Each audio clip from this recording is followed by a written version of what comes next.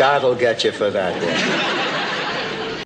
Maude is owned by Shout Factory.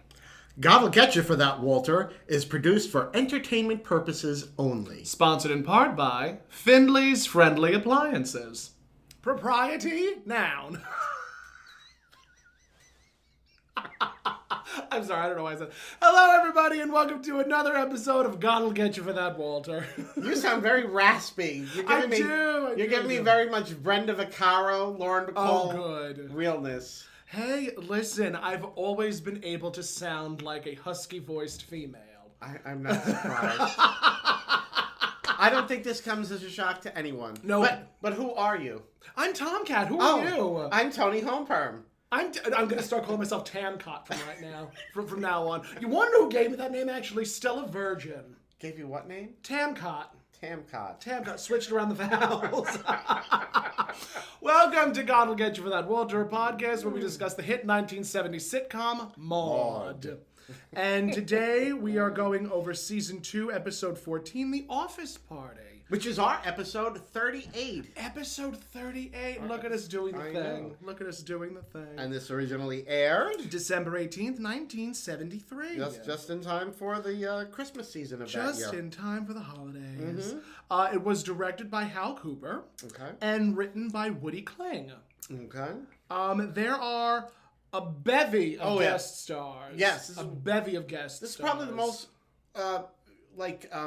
it's an ensemble people cast. They've had definitely an ensemble in one episode cast. since, what was the one in the very first season where Maude and the Radical. The Radical, yes. Maude and the Radical. Yeah. Where Maude was hosting a big fundraiser. For Jim Chambers. Yes, but no one there knew it was a fundraiser. No one knew there it was a fundraiser. But she lied. She lied. But this time, everyone knows why they're there. Everyone knows why they're there. It's a big old Christmas party. It's the office party for Findlays Friendly Appliances. One of our only sponsor. Our only sponsor. That doesn't even really exist. That doesn't even exist. Except in our minds. Which is a lovely place. Is it? I haven't been there. It's been a minute since I've been in my own mind. But the episode begins with a piano being played. Yes, they're singing "We Wish You a Merry Christmas." Edgar was it Edgar or Roger? Oh, I don't remember. Neither do I. Something with an R. Something with an R. He knew how to play the piano. So they're playing "Wish You a Merry Christmas." All of Walter's employees are congratulating him. Then they decide to start singing for He's a Jolly Good Fellow for Walter. Was a very fast-paced episode. Yes. And we were actually remarking how this episode compared to the last episode, Music Hath Charms. Music Hath Charms was definitely... That was like pulling teeth. It was a very... For us, as well as anyone who watched it. That was probably the most difficult episode to get through. To review. Yeah, it was not a fun episode. No. It really wasn't. Yes. And again, even remarking it was one of B. Arthur's least favorite. And I can see why. It was just not a fun episode. No. It wasn't a fun episode. No. But this one, however, was definitely, it was a step up. Yes. Multiple steps up. Yeah, like a whole foot and a half.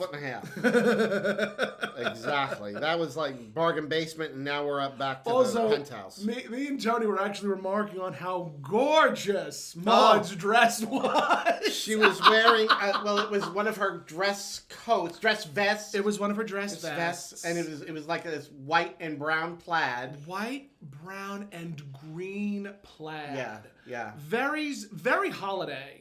Very 1970s holiday. So 70s. And there were like rhinestones on the coat and the pants. I think it was matching pants. Or was it just... No. It was a olive green pantsuit. Pantsuit, yes. With this plaid jacket, this plaid vest. Can I just have all of Maude's wardrobe? You need it. I would wear the hell out of that outfit. You could create that. I can create. I have created something similar. And also, Maude was displaying a new hairdo.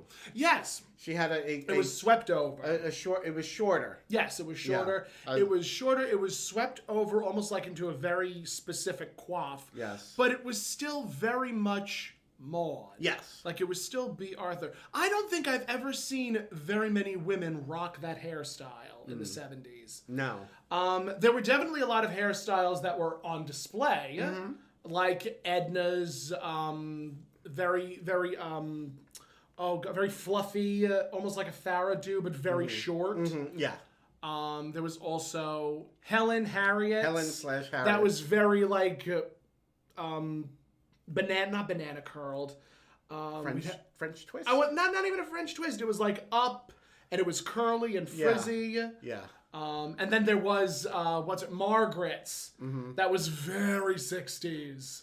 Yes. Where it was like very like slicked on one side and longer towards the. It was very abstract, like one of those asymmetrical cuts. Yes, an asymmetrical bob. Like an asymmetrical bob. Yes, we nailed that one. That's the only one we nailed. I know. We couldn't describe anything else well, but we got that one. We got that one. A for effort. So we loved B. Arthur's new hairdo. Yes, we do.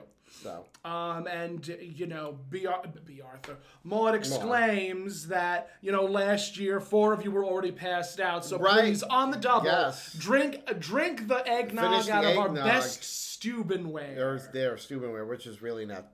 It really is not Steubenware. That was a running joke throughout the episode. It was bought at a gas station. Yes. So at that point, everyone's kikiing. And Walter, after he says, he's saying like, was it him or the crowd saying like, and to Maude Findlay, the greatest. It was Gus. It was Gus or Charlie. Right. Who was like thanking like Maude for being the great host, greatest boss's wife. Yes. And I think at that point they were all like celebrating and congratulating. And I think while they're all celebrating and congratulating, like Maude goes over to Fred and Margaret. Yeah, Margaret. She goes over to Margaret. Yes, because she's saying how that Margaret's saying what a wonderful party it is, and Maude's saying that we have to have you over for dinner. It's it's like a shame. We should be just socializing on more of a regular basis, that kind of a thing. And Margaret says, well, like we told you. And she says, what night would be good for you? What night would be best for you? Have you ever done anything like what Maude did? I think maybe occasionally. I don't know. So what Maude basically did was she avoided making plans at all costs. Margaret was like, well, like we told you last year, any night is a good time for us to come over. And the camera focuses on Maude, and Maude just is haplessly smiling. And there are no words to describe Maude's face in that moment, where it was just like, I'm smiling, but on the inside, I want to rip your head off. Yes. Well, it's like obvious. Maude had the same exact conversation with her last year at the same Christmas party. Yeah. Actually, I do remember. I don't know if I just told you about this one time where like Frank and I got invited over to somebody, like we were at a big function and they like invited us. They were saying, "Oh, you should come over for cocktails sometime." And I knew that they were like, it was like a bogus invitation. Yes. And then we were like, "Oh yeah." And as soon as like they walked away, I said to Frank, "Don't hold your breath waiting for that invitation, because you'll turn blue and pass out before you get it." Before you get that invite. So I've actually been on the receiving end. Gotcha. I've been on the receiving end. So at that point, Edgar comes over with Walter comes over first, and then Walter calls over Edgar, and they're all talking about how they need to make plans for a gathering or like for an evening where the four can get together. Right. And Edgar says, "Anytime is a good time." Right. And Walter turns to Maude and says, "Anytime is a good time." Yes. And then Maude turns to Margaret and goes, "Then it's all settled." It's all settled. Yeah. Then it's all arranged. It's all arranged. Exactly the same as the year before. Exactly the same as the year before. Oh. And then the camera zooms in on Margaret's face, and Margaret just looks so hapless. Yeah. And then I think is that when the mailman? The doorbell rings, and he's wishing this. It's the mailman. It's the mailman. But we don't know he's the mailman. It's just he's not dressed in his uniform. That's right. He's not in his uniform. When we first see him, he's just this ordinary looking man, and he's wishing Maude a Merry Christmas. Yeah. And she's like, oh, thank you, a Merry Christmas to you. And who are you? Who are you? So we find out that he is the mailman. He is the Findlays mailman. Findlays mailman. And he's on his way to Jersey with his wife to go and see her sister. To spending Christmas with her. Yeah. And figured that he would just stop by for his gift. Have you ever? No. I mean, we do give, like the garbage man and the mailman. I'm actually friends with my mailman on Instagram. I am not surprised at that in the slightest. No! This does not shock me. No, it was absolutely hysterical. Anecdotal, of course. Of course. He drove up to the mailbox, and I was just like, I'm going to prance over to this person, and I noticed tattoos, and I'm like striking up a conversation, and my mailman is very attractive. And I was like, well, how are you? How are you doing? And we just start like kikiing.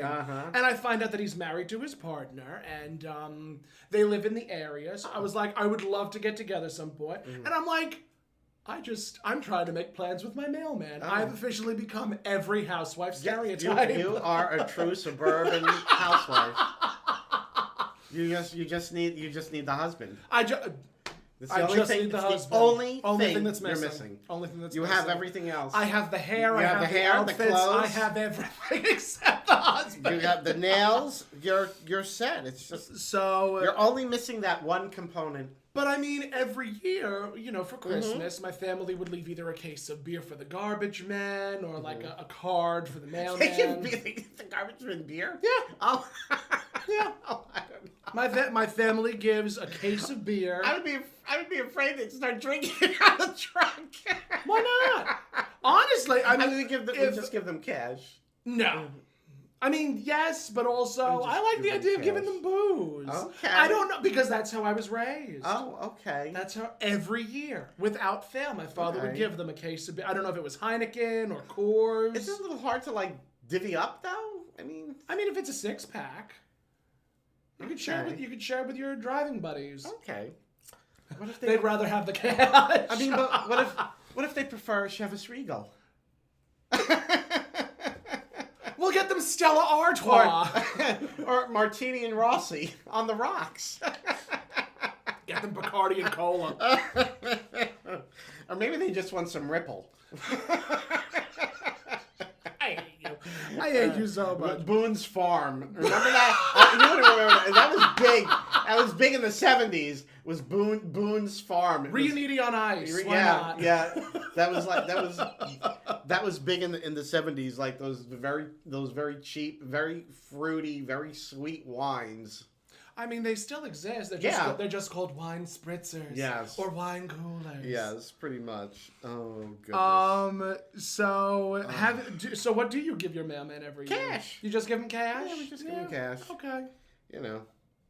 Everybody likes cash. Everybody likes One cash. size fits all. It's the perfect Yes, gift. it's the perfect gift, is right. It's the perfect gift. It's the gift that keeps on giving.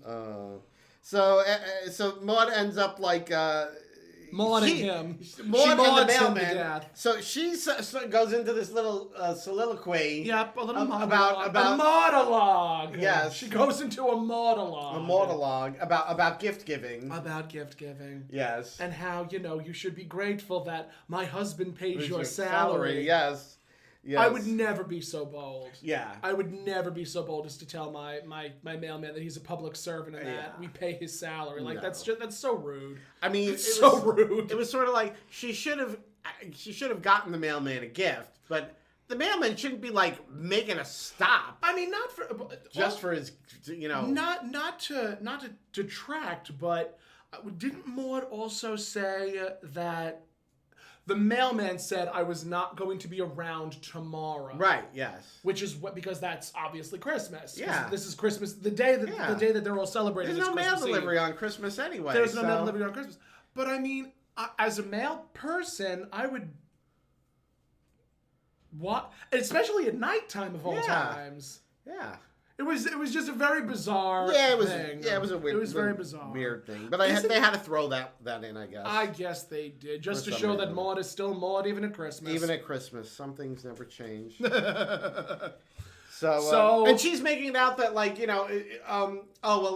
if you got us a gift, you could just leave it in the car, and he's like. He's so offended. He's so wildly offended. And I think at that point, he mouths something. Yes. I think he wanted to say, like, "Why, you miserable so-and-so, you miserable son of a..." And Maude exclaims, "And the very same to you," and slams the door in his face. Yes. Well, they love to have, her slamming the door on somebody. Yep.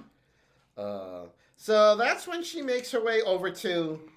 I'm doing rabbit ears. Harriet. I'm saying with rabbit ears. Yep. And she's telling Harriet that she looks wonderful. Harriet looks wonderful. Harriet, you look wonderful. She's a short, portly woman who is very gorgeous, like very basic turquoisey sheath gown with like a robin's egg blue wrap.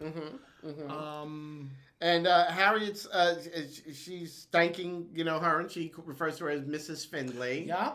And Maude says, now. The names on the napkin do not say Mr. and Mrs. Findlay. They say Walter and Maude. Yes. And so should you. Yes. And she's like, okay, yeah, Maude.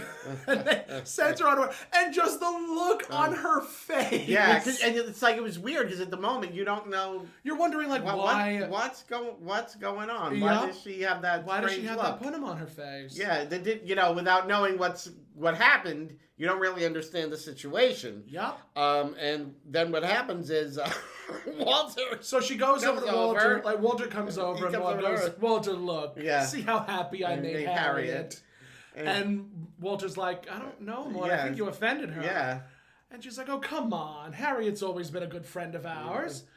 Well, why would she be offended?" And I think he ends up saying, because... Her name is Helen. Her name is Helen. You call her Harriet. Her name is Helen. Yeah. And just Maude's face as she walks from where she walks from the base of the stairs into the kitchen. She has daggers at Helen. Yeah. Because why else would Maude be offended? Like, how dare she have a name she doesn't remember? How dare she have a name she doesn't remember? Dare she? She ought to change her name to Harriet. So she goes into the kitchen, and we see Florida, preparing the hors d'oeuvres. Well, no, we first get a little snippet of Gus and Charlie. That's right, Gus and Charlie discussing that they are going to unionize. Yep. Have you ever been in a union? Trying to be. Oh, you tried to be. I'm trying to get into the voice actors union. Oh, okay. Trying to get into the Screen Actors Guild. Trying to get into all that fun stuff. It's it's very since this episode deals very, very heavily with the idea that unions are a good thing. It's important to know that unions are a good thing. They give the employer a little bit more leverage when it comes to the jobs that they're doing. Right. And I've wanted to do the wardrobe union, IATSE. I've been interested in becoming a part of, which I think is like backstage. And unions definitely are an important part of being, in my opinion, of being an American. Unions are as American as apple pie. Yeah. So I've always wanted to be a part of that. I know that when you want to become, because I've done the research. Good. I don't know if it's still the case, but if you want to be a character performer for Disney parks, you need to join the union. I think you need to join the Teamsters union. Okay. I think you join the Teamsters union with that. Have you ever been in a union? No, never. Never been in any. There'll be a drag queen union at some point. I've heard that mentioned over the years. People talking about like a drag queen union, but that's something I don't think that will ever happen. Not in our lifetime. No, it's not in our lifetime. Yeah. We're just too spread out. It's too fluid. Yeah, it's way too fluid. Yeah. It's way too fluid. Kudos, however, to the Starbucks employees that unionized up in, I think, Buffalo. They did. They finally got a union. For that store specifically, I actually talked to a friend of mine who's been working for Starbucks for a couple of years. And he was like, no, that's not happening down here. That's only happening up there. And I'm like, oh, well, that's nice. Yeah. Like, and that's another one of the reasons why I hate the billionaire class is because there are a lot, like specifically Amazon, Walmart, these big, big department store companies. they are constantly influencing their employees to not vote pro-union. Right.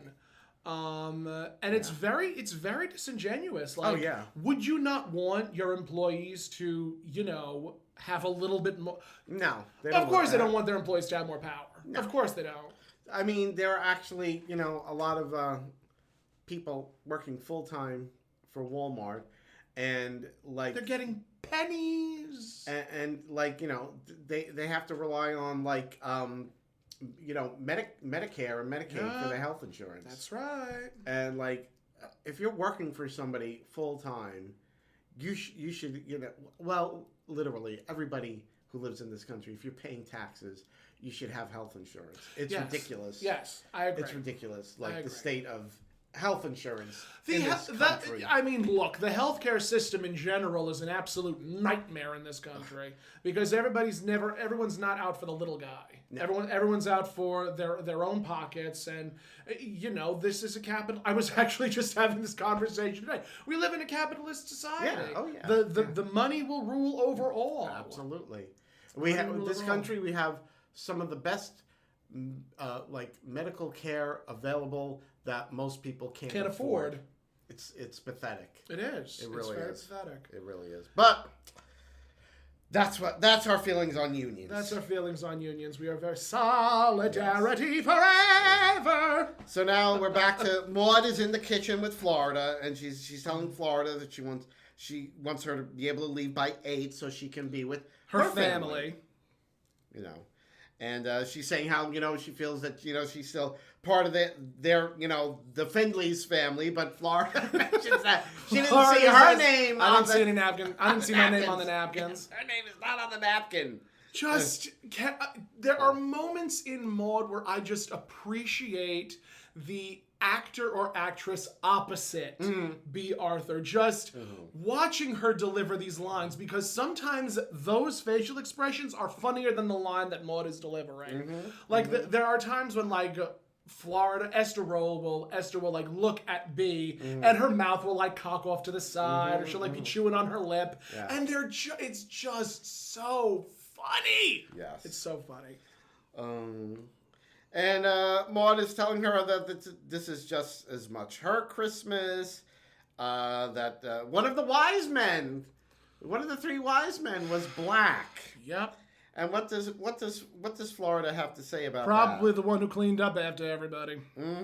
But even before that, Florida delivered a rather funny line. Yes. Where she says it's been a habit ever since the missionaries converted us. Yes. Which I thought was as cringy as some of the lines that the writers had Florida deliver, that one is actually very modern. And it's very accurate. It's very accurate. Because that's exactly what happened. That is exactly what happened. Because,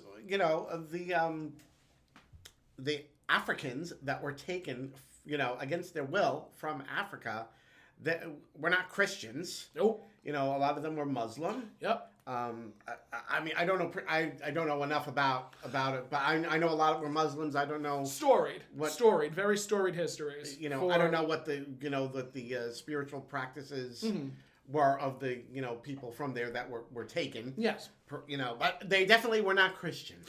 No. Okay. No. And so if they were converted, it was. I had a former very good friend of mine that was very devout in the Catholic faith.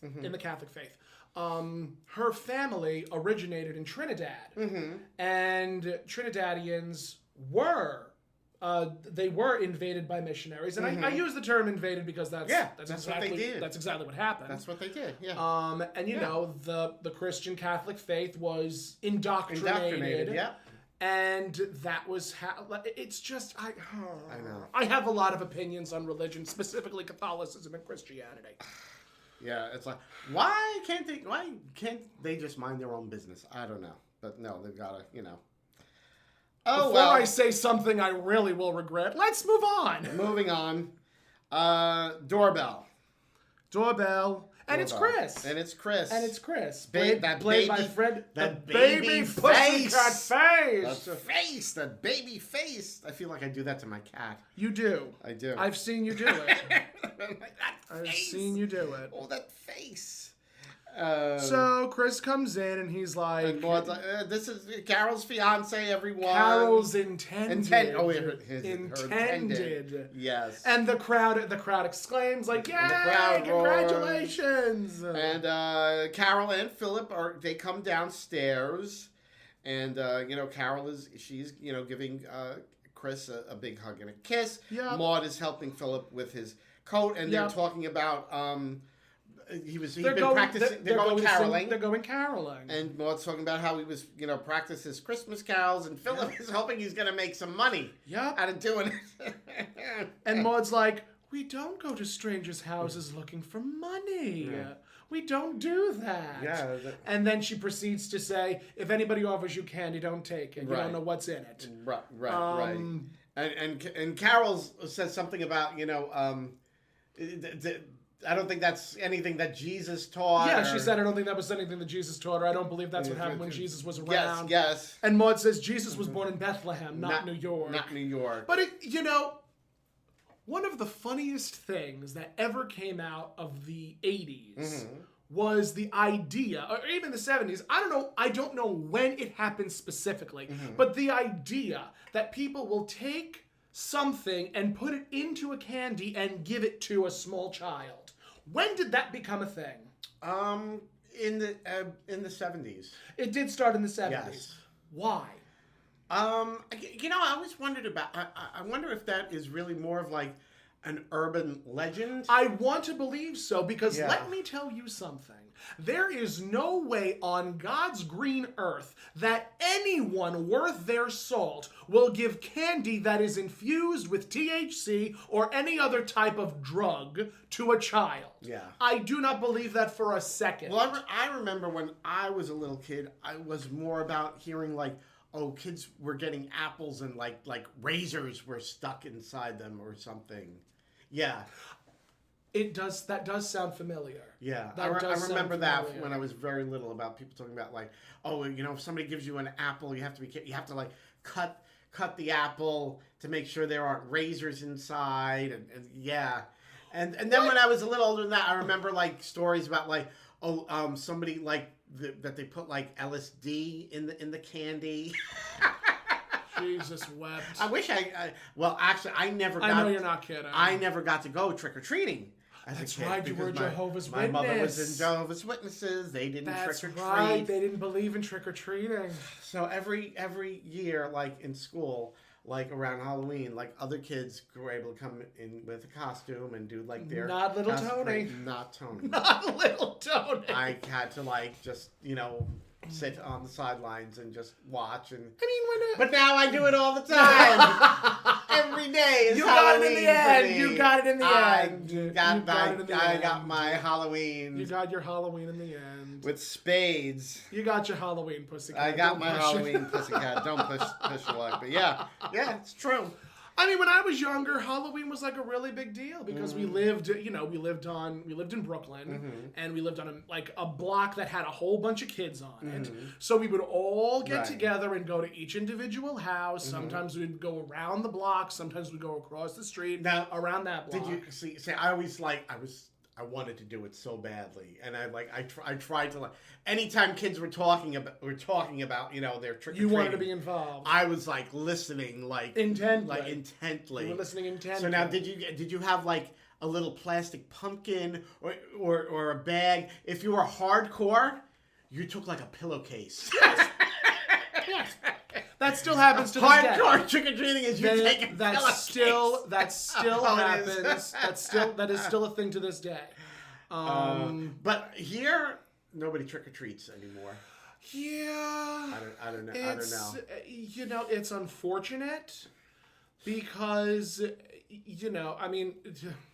we want this to be a show that is relevant and reverent, light and gay. But COVID really cocked things up. Oh yeah. COVID really cocked things up. But I tell you, even before COVID, we almost never got anybody trick or treating anyway. Well, I mean, Halloween is technically a pagan holiday, and No, I just think it's that we don't really have a lot of little kids in this. That's true. In this particular you area. you would think that this is a very like close knit area that there would be more kids trick or treating. No. I know there aren't any because we're on a main road. Where I live on a main road, and it's only me and one other house. Right. No one's gonna come across the main Yeah. road. But on the other side, I bet there's a lot. Yeah. There's a lot of kids that go trick or treating. Trust me, this last year. What I wanted to do was I wanted to get into my Wicked Witch outfit, and I wanted to just go for a walk. I wanted to scare the children. Oh, how I lovely. did. I wanted to scare the kids. I also wanted to scare some adults too.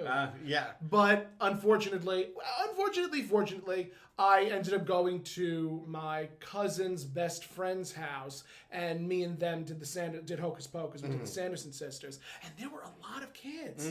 There were a lot of kids coming around at that point. Granted, it was like. It didn't really boom until like 5:30, 6 o'clock. Okay. When it was a little darker outside. But even before that, like, I mean, not for nothing. We got there at like 12. It took me about an hour and a half to get into full Winifred Sanderson geesh. But it was just, it was so much fun. Oh, bet. It was so much fun. It was so much fun. Yes, I love Halloween now. Yes, But I we're do too. but we're in Christmas. But we're in season. Christmas season We're right in now. Christmas We're still in season. Christmas. We're still in Now, Christmas. So I believe it's at that point that Charlie, because then Chris and Carol and Philip they leave. They all leave. And I believe it's at this point Charlie. Walter comes down. Oh no! Do they talk? Yes, they talk. Charlie and Gus. Charlie and Gus. They decide whether or not they want to talk to Maude. Yes, they had decided previously they were going to ask Maude what her opinion was on them telling Walter about them unionizing, and which is what they do. And Maude is like, "Oh, that's wonderful."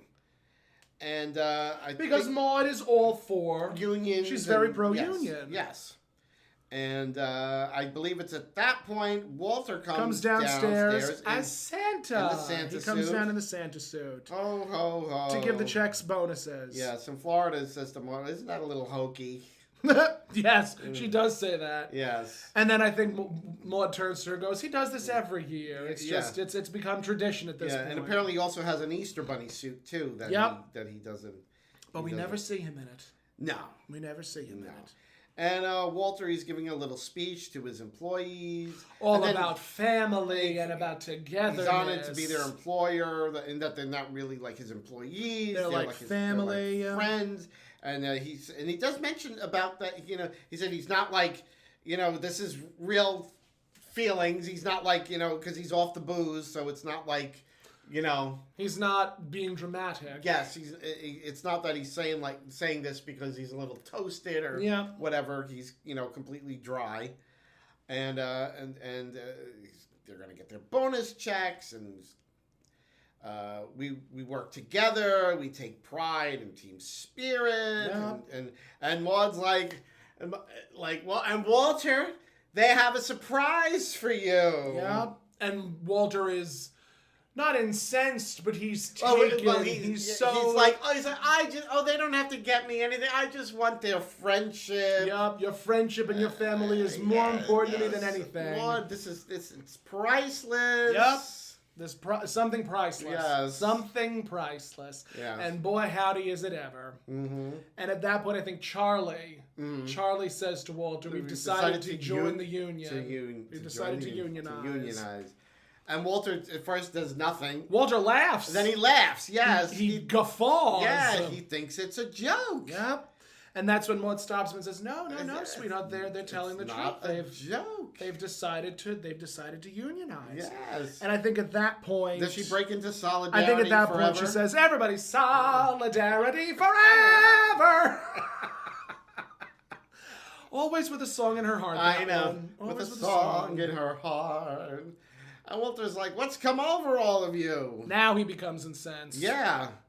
And Maude is like, "This is wonderful. It's the American dream. Your business has grown so big that it's management now." You are management, Yes. and they are labor. Yes, and yes. that's I think when she breaks into song. Oh, is it? Yep. Okay, maybe I have it the other way. And they all start singing, and then Walter Yes. whistles, Yeah. and he goes into a tirade about how upset he is. Yeah. Yeah. That's when he goes into the... And I think he storms upstairs. Yep. Yes, he does. He storms upstairs, and then Charlie turns to Gus and says, I told you you shouldn't have told him. Because Gus is sort of being a fink. Yes. Gus is being a fink. Yes. And Maude is trying to like keep the party Maude is trying to keep the party going. She goes over to the piano and she sings, over there, over there. I know, I'm sorry. Yes. Jingle bells, jingle bells. So she gets them singing. So while she gets them singing, she heads upstairs. Now then we cut to Walter going into the bedroom. Yep, and he goes to sit down on the bed, which is covered in coats. I remember those days when I was a little kid. I remember the largest bed got all the coats. Yes. The largest bed got all the coats. Funny story. I was like a teenager. I think I was like 13, 14. Yes. And it was like we had done one of my plays from high school. Okay. Might have been Bye Bye Birdie. That tracks. And everybody had thrown their coats like on a big bed. And I was one of the last people that was leaving. Somebody was giving me a ride. And I'm looking for my coat, and like my coat's not there. And I ended up having to take somebody else's coat, and like my keys to get into the house were in that coat. I'd be terrified. But this person, the coat that because there was only one coat left, so I figured that person had to have taken my coat because they looked almost the same. His coat, he left his marijuana in it.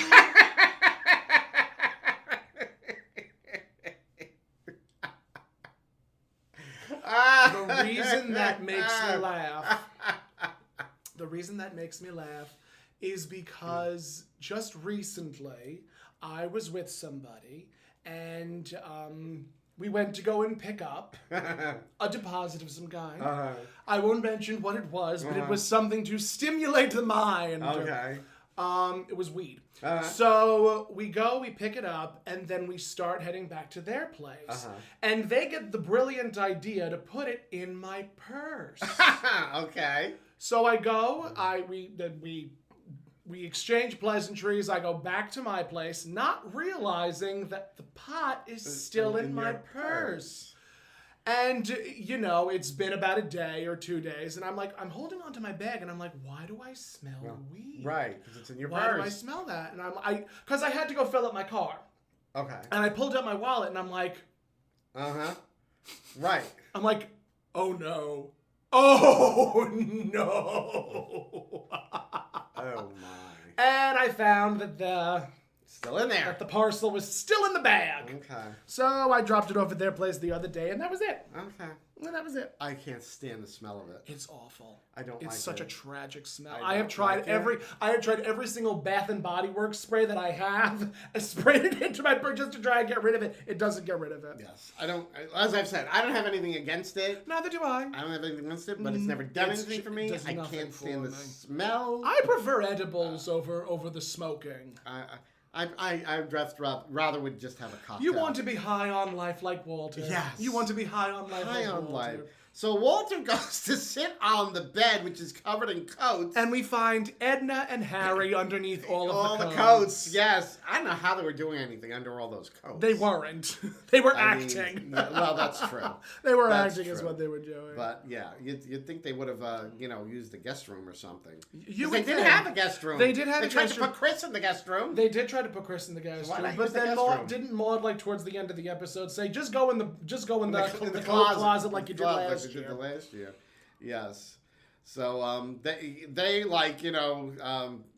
they jump out of the bed. They jump out of the bed. Walter skitters along and they have a brief moment where it's just like, we don't know if Harry is married. We don't know if Edna I'm pretty sure is single. Yeah. Because Edna was a plot point at some point. Yes. At some point later in the series. Yes. And I think it's Harry, right? Yep, Harry. He mentioned something about the bonus, and Walter's like, "You already, I think you already got you already got your bonus." I think you already got your bonus. So they scurry out, and Edna like turns and says, "Merry Christmas, Mr. Findlay." Yeah, and skitters out the door. Yeah. And as the door closes, Walter haplessly falls dramatically. Yes. And we cut to commercial. Yes. And when we come back, Maude is now talking to Walter, who is sitting on the bed. Right. And he's still in the Santa suit. So still she's in the telling Santa him suit. that he's a disgrace to the uniform. Yep, a disgrace to the uniform. He feels he's been stabbed in the back, and she's telling him that they had the right to join the union. Up the union was used. Up the union. To which Walter gives her a "et tu, Maude." That's right, Walter. Et me. Et me. And he says, "Well, what about everybody else?" Yup. Et 9 other people. Yes. But it's not et tu. It's et tu. It's Italian. Right. That's Actually, wouldn't it be Latin? Yes, it could be viewed as Latin. Yeah. Depends on how you look at it. Depends on who's conjugating. It's from Shakespeare. Yes, it is from Shakespeare. It's from Shakespeare. Yeah. It was not Latin or Italian. Who was not Latin or Italian. But he did use a lot of Italian in his literature when he was like writing some of his Italian stories, like Romeo and Juliet or Othello or I'm trying to think of another one off the top of my head. Taming of the Shrew. Because Taming of the Shrew also took place in Italy. True. So, but we digress. But I applaud us getting Shakespeare woven into a Maude episode. Yes. Kudos to us. I do love when Shakespeare... I'm trying to remember if they ever do mention Shakespeare ever again. Because B. Arthur did Taming of the Shrew when I think she was in dramatic school. Oh. Well, I'm not surprised. She played Kate. Because of course she did. Of course she did. And she told a story, as a matter of fact, anecdotal, but I'm going to tell it anyway because it's my show, not yours. Our show. Because it's our show and not yours. Our show. Sorry, that was completely and totally a rip from Katya. You're not my real dad. You can't tell me what to do. But, B was in a production of Taming of the Shrew, and so was a very young Tony Curtis. Yes. Oh, you do know the story that I'm going to tell. I don't know. Tell the story. Well, she was performing, and there was, I think, a big producer from Hollywood who was coming to see the show. And, that night, Maude emoted. B. Arthur emoted. And she made sure that the talent agent was going to notice her. Okay. And unfortunately, Tony Curtis was playing like one of those like young kids that are like almost like a fop, I believe would be the appropriate term to use, where you like go throughout the stage and you're like doing tiny little like one acts in the audience. And there was a young Tony Curtis who had this horrific New York accent. Where he was like, an apple for a nickel.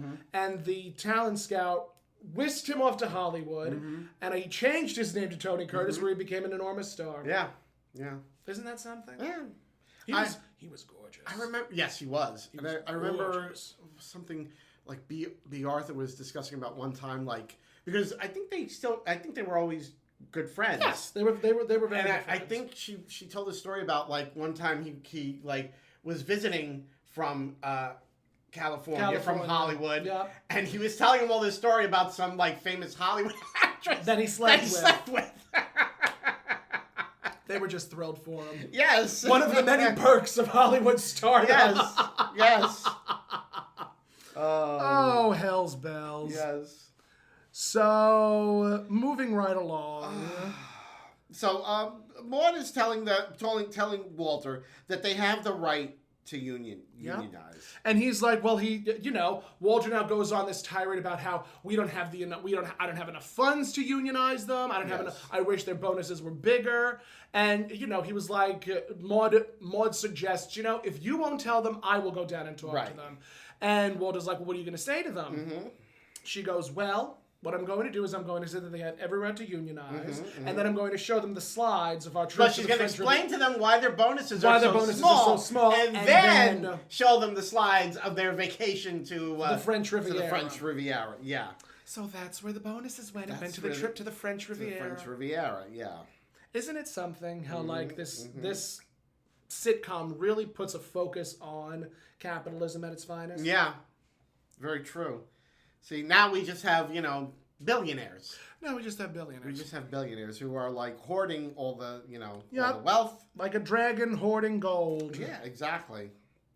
And I think now we cut back to Charlie and Gus talking again about the union and what Walt I guess they don't really care what Walt was it that they didn't really care what They didn't Walter care thought? what Walter thought. They didn't care what Walter thought. Gus and Charlie were like having this back and forth where like Gus is really gassing up Charlie to like say, you're going to put him in his place, you're going to tell him. And then Gus again is the Fink of the episode where he's like, I'm just going to come out smelling like a white mushroom.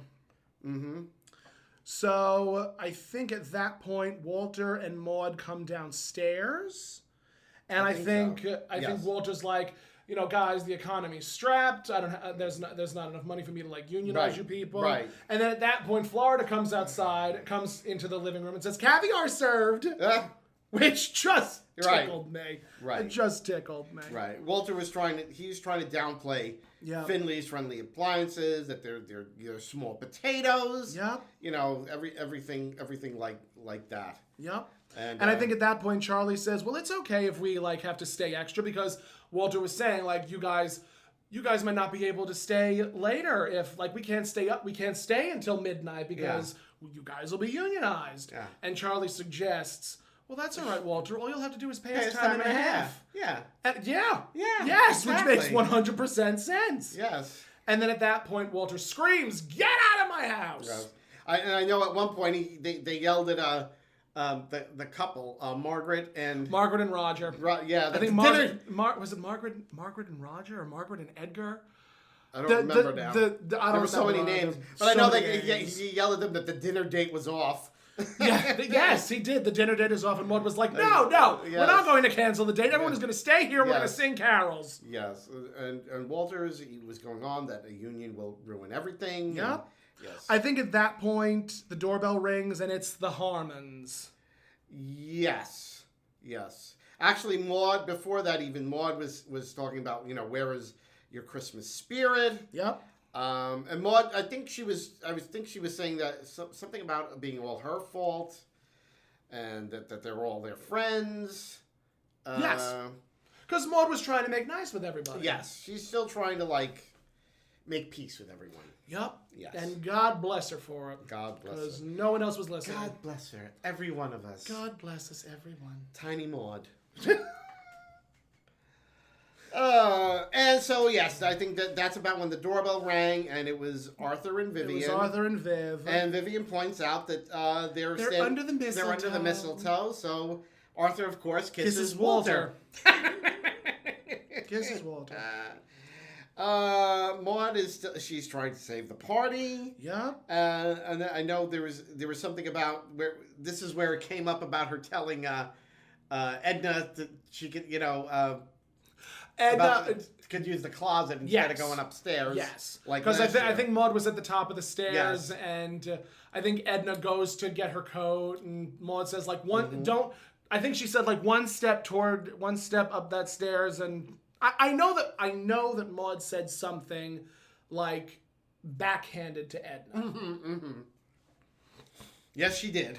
And then I believe at that point, Maude, Walter, and the Harmons go into the kitchen. Yes. And that was. And Maude tried to get them. She got the piano player to start playing Jingle Bells again. Keep on playing Jingle, but that song. Just that song. Yes. One of my least favorite. Although when it's sung by Barbara Streisand, it's one of my favorites. Mm-hmm. So and you have the wig for your Christmas number of it. I do have my wig for the Christmas number as I stroke its head gingerly next to my Cher wig. Just as an FYI to all our listeners, there is a Tomcat DIY kit seated right next to me in the Toni Homeperm studio. In the Toni Homeperm studio. It's all the complete kit to make your own Tomcat, complete with wig and makeup accessories. Yeah, it's true. Everything I own. And you still have the dress in the closet. I still have my dress in the closet. The only thing missing are the shoes. Yes, that's next. That's what I have to leave here next. So Walter Arthur and Vivian are in the kitchen. Yep. And Walter's, he's catching them up that, the employees want to join the union. Yep. And of course, Arthur says they want to unionize. Well, that's downright un-American. Yes. And I believe Gus tries to suck up to Walter, right? And tells him that I tried to tell them no. Gus is trying to play both ends of the stick. Yes. Yes, he is. He's probably the kind of guy who you just couldn't trust. Not in the slightest. I said he was a Fink. Gus plays the Fink of the episode. He is the Fink. Yes. So in the kitchen, Maude is yelling at Walter, "What are you doing?" And Arthur... she calls him a benevolent despot. A benevolent despot, yes. A benevolent despot. Right. And so then we get Arthur's take on unions. Of course we do. Yes. And his take is... His take is... he's talking about how they're bad and that all they want to do is strike. And he was just bringing this up last week at his... at the American Medical Association. Meeting of the American Medical Association. How bad unions are, yes. Typical Arthur not realizing that basically... Hoisted by his own petard. Yeah, basically, hello, the AMA, basically a union. It is a union. Hello. That is a union. Just because it doesn't say union, not called a union, it's a union. It is still a union. Still a union. Yes. Hey, guess what? It's still a union, Arthur. Yep. So, moving right along, and yes, that was when, Arthur suggests, you should fire them. Yes. Arthur suggests that Walter should just fire everybody. Yeah, and Maude says, you're just like Scrooge. Yes. That's just like Scrooge. Just like and Scrooge. Arthur says, Scrooge was a grossly misunderstood man. Scrooge was misunderstood. Yes. Because of course. Of course he was. Yes, he was a true he was just a misunderstood Jeff Bezos. Yeah, oh my god. Right? Just another Elon Musk. Just another it's Elon fine, Musk. It's fine. Misunderstood. So and Walter's like, look what they, I feel betrayed. Look how they've repaid me. When some of them they needed money, he lent it to them. Yeah. And he took care of them like family. Yeah. And Maude is telling you, it's understandable. Your feelings are hurt. Yeah. But they're men and women. They're not your children. That's right, because that was what Maude called Walter. Maude called him like a big daddy character. Yes. And Walter's like, that's it. I'm gonna let them go. I'm gonna give them 2 weeks notice. Yes. And I think they went back out. Walter exits without wearing the Santa Claus hat or the Santa Claus beard. He didn't have the beard on. And he goes up to he says, Charlie, give me a fanfare. Yeah. So he goes up to the stairs and he makes this big, great announcement. But before he has the opportunity to say that he's going to fire his employees, Maude enters wearing the Santa Claus beard with all of the cash, with all of the checks and bonuses. He tells them that he's letting them. He's throwing out the envelopes. And no, Maude's throwing out the envelopes. No, wasn't it Walter? Nope. Are you sure? Positive it was Maude. You're right. It was Maude. But Walter did tell them he was firing them all and giving them 2 weeks notice. Yes. And, at that point, Maude enters like, ho, ho, and she's got the beard on. She has the beard on. She has the checks in her hand. And she goes, hark! Do you hear my reindeer on the roof? On the roof, yes. And Walter's like, Maude, what are you doing? Yeah. And she's like, you want to be a big daddy? Yeah. Well, now's your chance. Yes. She says, ladies and gentlemen, here are your checks and bonuses. Merry Christmas. And she says, here you are, Edna. Here's something to put in your stocking other than Harry. Right. And she says, and on this night, Big Daddy fired everyone. Yup. He gives you your freedom. Yes. You're all fired. Right. And Walter says, he finally comes to his senses. He said, Maude is right. I was acting like a big daddy. So maybe you all do need protection. Yep. So he says, you could go ahead, have your union. So Charlie says, oh, Walter, do you really mean it? And he goes, yes, that doesn't mean I'm going to like it. Right. So Which is fair. Yeah. He's like, he understands they want to unionize. Doesn't mean he has to like it, but he has to respect it. Yeah. And that's an important thing. I wish more people could understand that. You don't have to like something, but you do need to respect it. There was something that I told a very good friend of mine one day where I'm like, the world is all shades of gray. Not everything has to be black and white. Mm-hmm. Not everything has to be absolute. It's 50 Shades of Grey, isn't it? Not in my book. I mean, yes, I have plenty of whips, but that's for costume purposes only. And, it's very true. Like, everything in moderation. I just had an idea. 50 Shades of B. Chew on that. Welcome to God Will Get You, Walter, where every episode is the last episode. Enjoy, folks. This is it. Mwah! Good night, everybody. So they hug. Maude kisses Walter. They start playing. They start playing again. Start playing the Christmas carols again. The doorbell rings. Yes, the doorbell. Yes. And the doorbell rings. So we actually have the epilogue, not as an epilogue. The epilogue isn't an epilogue. It's more or less what happens just at the end of the episode. Yeah. The epilogue is actually just part of the last scene. Yep. Which was unusual. Very unusual, but I mean not unheard of. Not unheard of, but it was unusual for Maude. So Maude goes over to the door. She opens it, and it's the mailman again. And he goes to her. Hello. What did he say? It's me again. Yes. And Maude goes, hello, you again. Yeah. And he says, I was driving past the post office and I picked up a parcel for you from Tiffany's. Yeah. And I wanted to make sure you got it just for you. I wanted to make sure you got it personally. And it was even marked fragile. It was marked fragile, and he hands it to her and it's all crushed. Oh my God.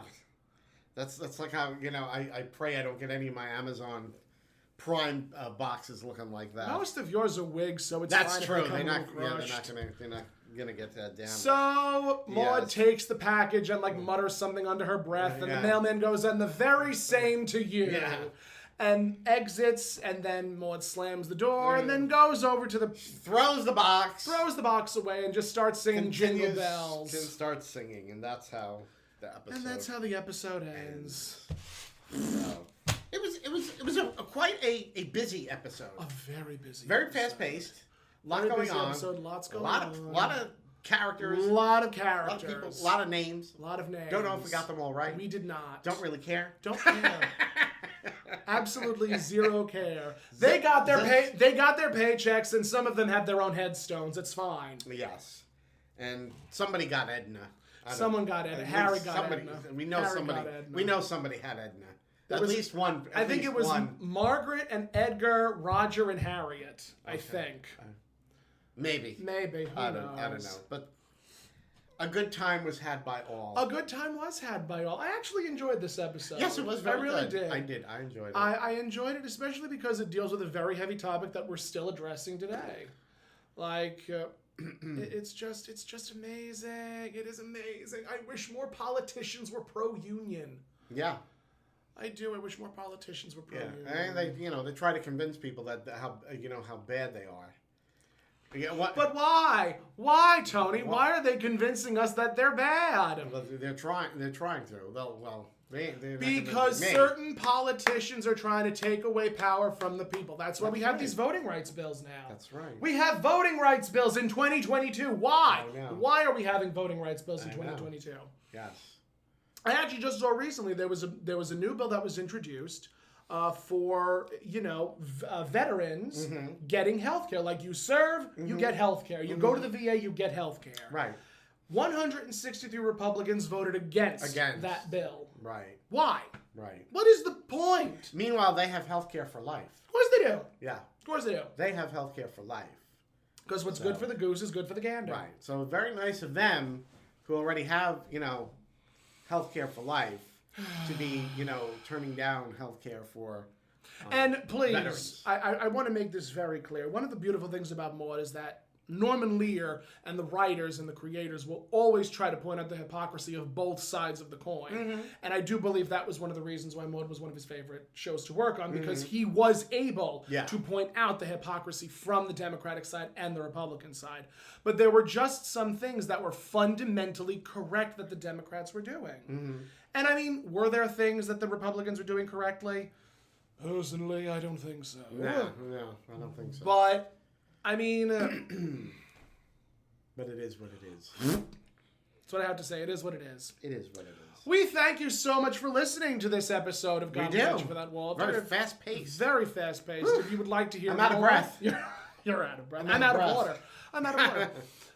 If you would like to hear more, you can on all forms of social media where all podcasts are heard. That is God'll Get You for That, Walter. You can also find us on Facebook and YouTube at God'll Get You for That, Walter. And on Instagram, you can find us at Findlays Friendly Appliances. If you would like to follow me, you can at That Tomcat on all forms of social media, TikTok, Facebook, YouTube. Everywhere you find the Tomcat is where you find That Tomcat. Where could they find you, dear? Basically everywhere. They just gotta search Toni Homeperm, and of course that's Toni with an I. Toni with an I. We thank you so much for listening, and you'll hear us again in another episode of God'll Get You for That, Walter. Bye, guys. Good night.